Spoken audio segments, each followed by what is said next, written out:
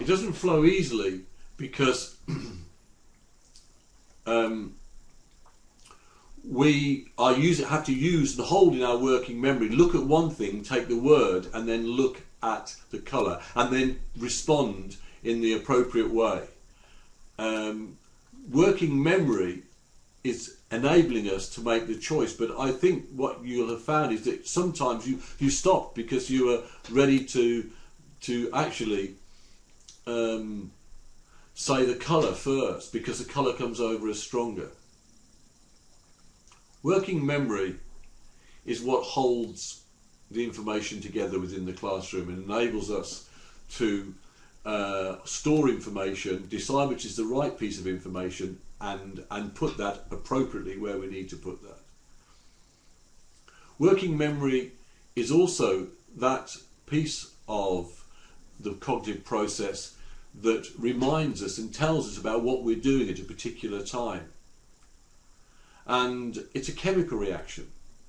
And because it's a chemical reaction, very short-lived,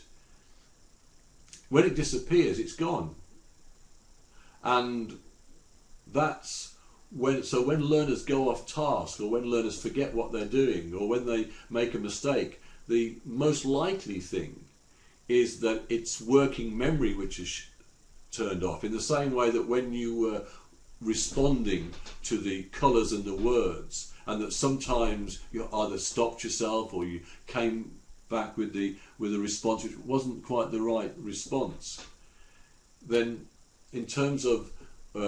classroom learning and working memory, that's the same process happening there, that it's working memory that is failing,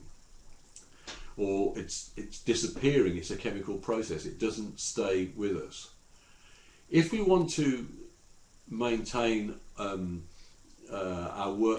learners